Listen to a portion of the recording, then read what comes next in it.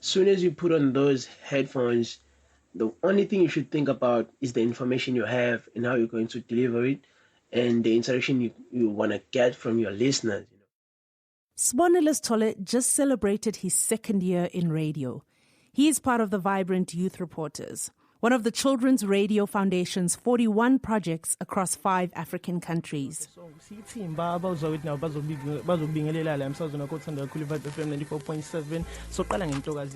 really enjoy the reporting side because it tackles the problems of the community. We know that when you're doing shows, as the youth reporters, we have to do shows that will help the community in terms of the information that we bring. And we do research, we go out, we ask people questions, and they get to know us when we go out to get their insights on the topics we'll be covering for the shows. Top informative radio station of choice.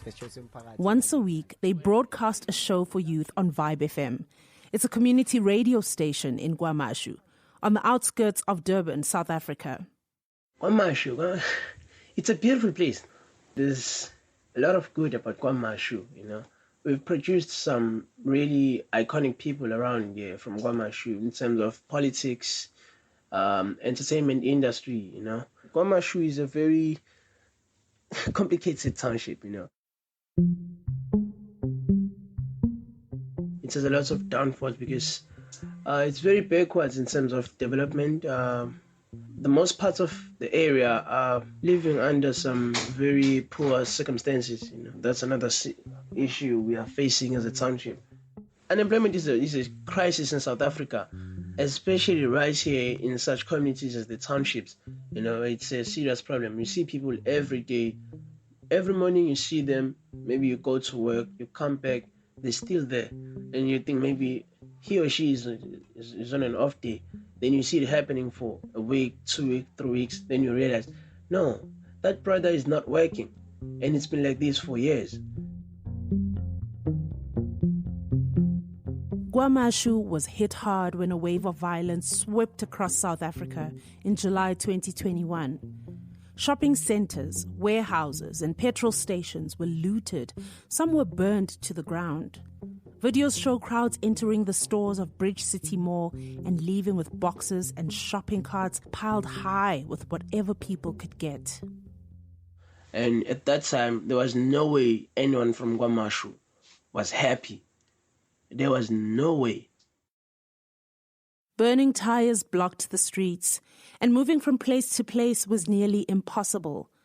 Sibonelo lives in Kwamashu, unlike many of the radio station staff at Vibe FM. So he was one of the few who could manage to make his way to the station. So during that time, we had a shortage of presenters. Well, I'm from Kwamashu, much closer to the station. That presented me with a lot of opportunities during those 2 weeks because I got to do a lot of 3-hour shows for the station. Sibonelo says the atmosphere at the radio station was heavy. You could almost feel the sadness in the air. It wasn't easy. It wasn't easy doing that show because you could see that even the guys, they were like, really guys, like right now we're going to suffer. And we had done our research, you know, what could happen.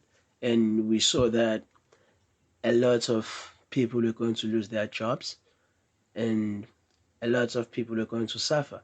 So even the way we presented was quite different. It was like a funeral of some sort at the studio.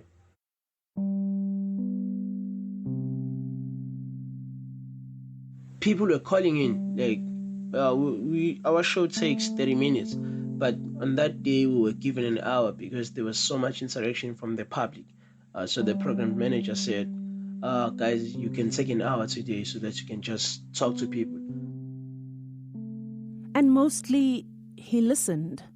Sibonelo and his fellow presenters opened up the lines for callers to put it all out there, to share what was on their mind. There was a division of opinions, a division of hearts between the community members. And to be honest, some of them were like, I did not participate on the looting because I worked there, but I resent my brother or my mother because I saw her coming with clothes from the store that I work at, which means my mom or my brother was selfish because now I don't have a job, because he or she went there to loot and most probably did some damage to the store that I work at. And so now I don't have employment. I feel like that created some friction at some families in the community. So there was a lot of hate from people who did not participate towards people who went and participated in the looting.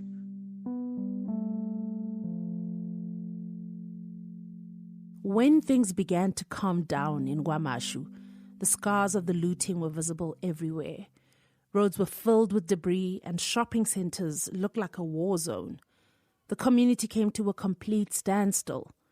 So Vibe FM decided to step up and mobilize listeners to rebuild Kwamashu and to help the community reconcile. We used the platform of radio to get people to come in numbers. People were calling in, they were sending voice notes saying where they going to meet us, which was going to be the meeting point so that we can all go there in numbers to help with the cleaning. So we had to bring shovels, spades, and we had to wear obviously boots, some rather protective gears to work there. And yeah, we had brooms, the hard brooms for sweeping in the streets after we had removed dirt using shovels and spades. I mean, do you feel any resentment? What are your feelings about people who looted? Or is it just one of those things, do you understand because you know them from the community? No, there's no understanding from me, I don't lie. There's no understanding from me, really. Almost every day I talk about had you guys not done this, we would not be doing this. Especially now, because it's very hot in Durban, it's very hot. And now you have to go long distances to just do a simple depositing. Simple. Something you could just have gone maybe a 15-minute walk, but now you have to take a taxi to go and deposit some cash.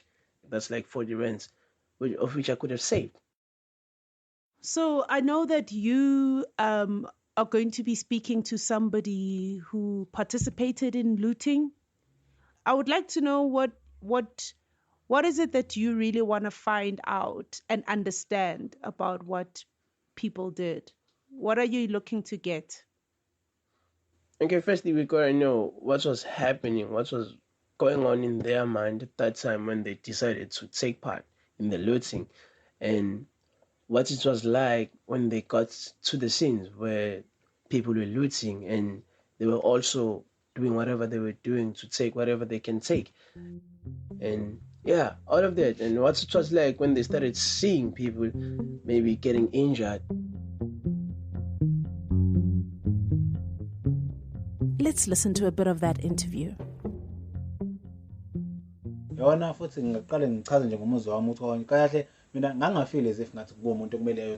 Okay, let me start by explaining my own situation. I feel like I was never meant to go out and loot.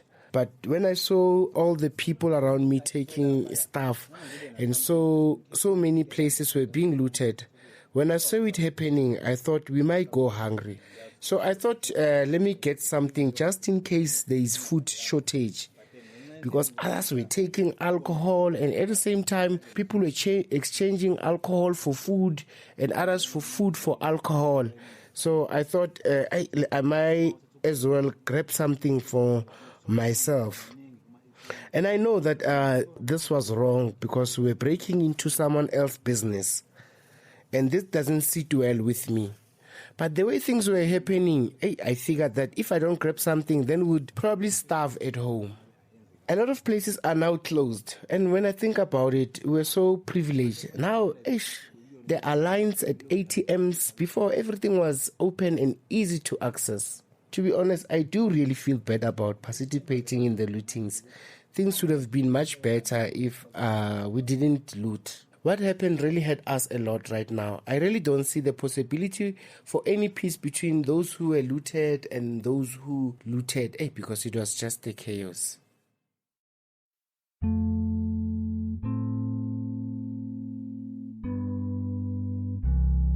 Sibonelo says that it's not just peace and reconciliation that is needed in Kwamashu.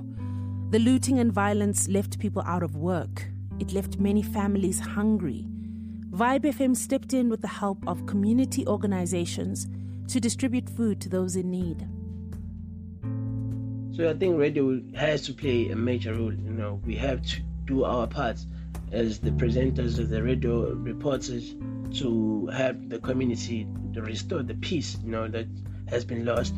As a radio station, I believe we are influential, when we talk, people listen, and when the complaints are coming from radio stations, directly from people at the radio station, we can record that, we can take it to get the mayors involved with the rebuilding, maybe to be much quicker than the period we're estimating, which is approximately 3 to 4 years, or maybe even longer than 4 years. I think the radio stations could play a lot and huge role in terms of helping quicken up the process of rebuilding.